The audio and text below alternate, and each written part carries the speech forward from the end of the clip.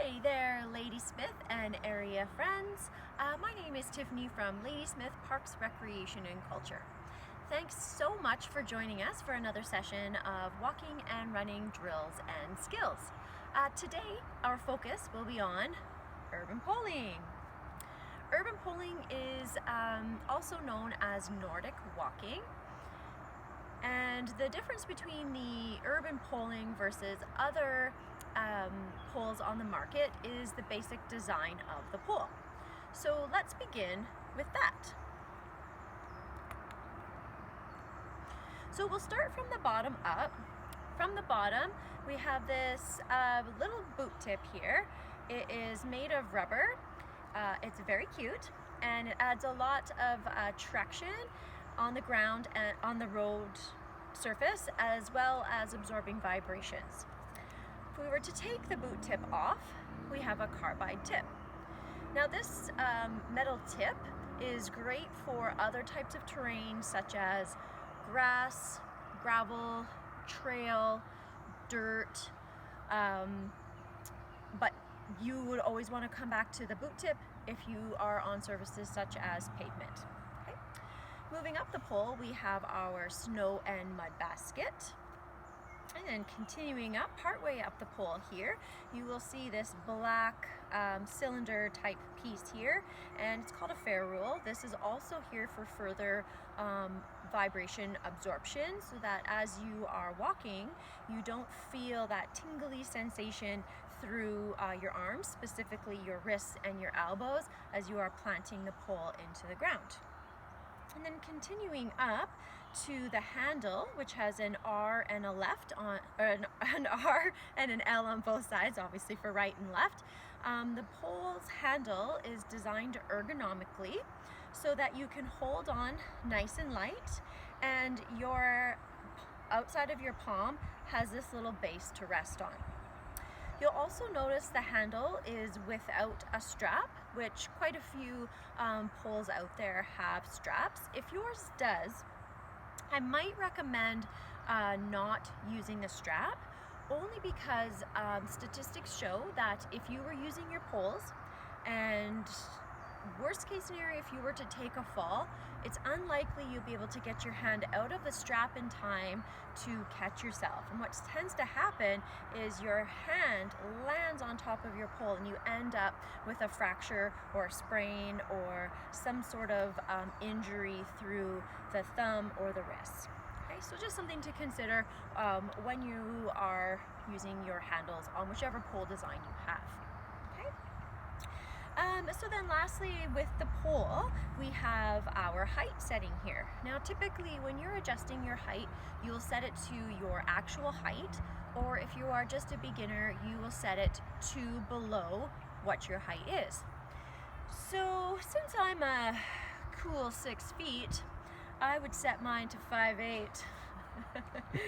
Just kidding. 5'3 3/4 here. Okay, so once you loosen it off, again, make sure you don't try to turn this little black piece here. You're wanting to twist above and below. So once you've set your height, I just did 5'4".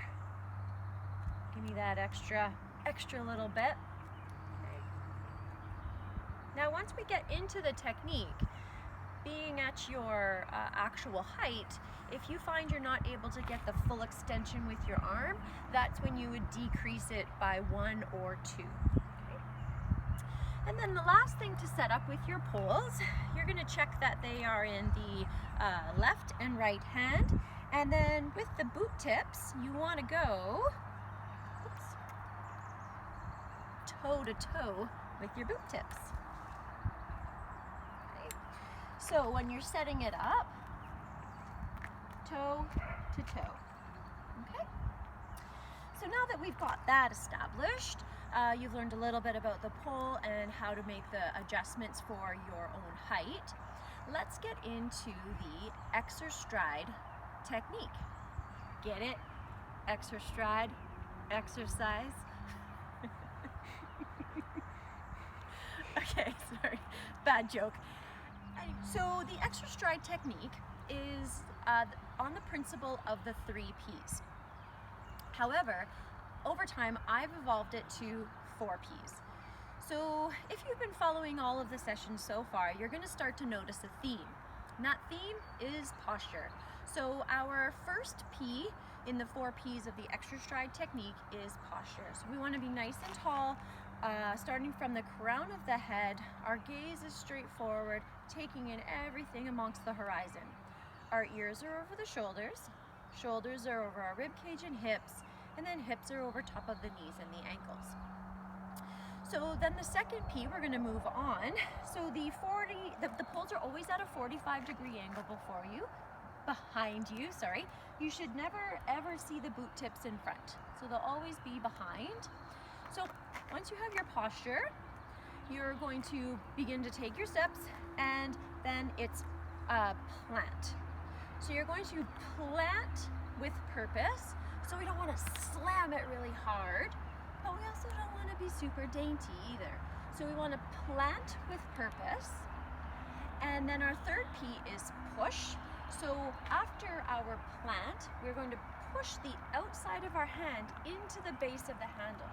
By doing so, that's going to begin to engage our posture and our core muscles. And then number 4 is really quite simple. If you've done all the previous 3 correctly, you're simply going to propel into your next step. Sound good? 4 P's. Posture, plant, push, and propel. Shall we give it a try? Let's go. Okay, we're back. So we're actually going to put our 4 P's into motion.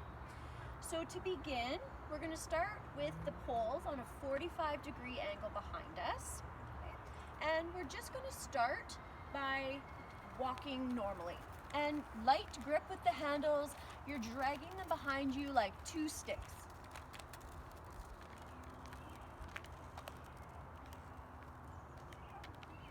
And then once you begin to fall into your normal walking rhythm, you're going to bring your hand up as though you're to shake my hand. Once you get that full height, you're going to begin to initiate your 4 P's. Posture, plant, push, propel. Posture, plant, pushing the outside of my hand into the handle, and propelling into my next step.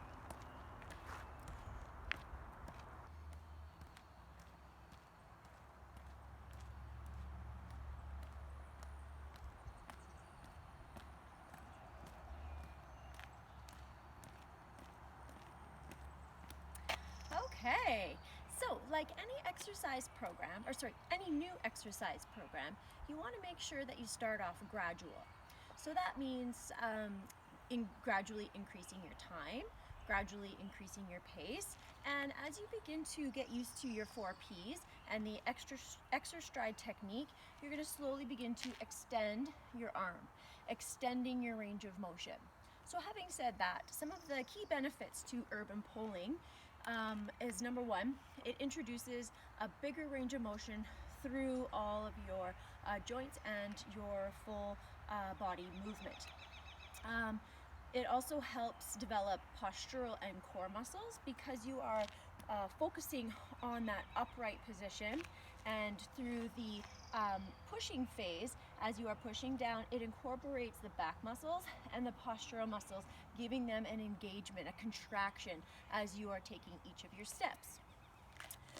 It also helps with balance and stability, along with taking less stress off of your joints, specifically your hips, knees, and ankles. And lastly, it also helps even out an uneven gait. So if you've had any injuries,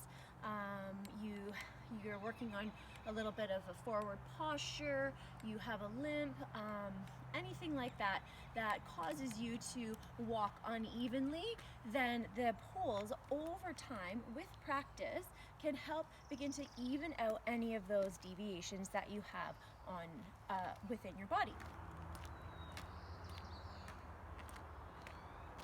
Okay, so one thing that could happen once you get into your rhythm, sometimes we tend to overthink this. So if I can give you any piece of advice, don't think so hard. What tends to happen is this.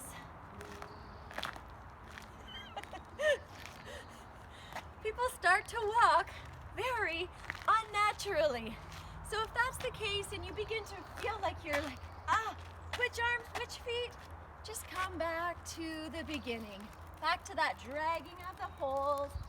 Find your natural rhythm and then begin to add on your 4P's. Thanks again, everybody.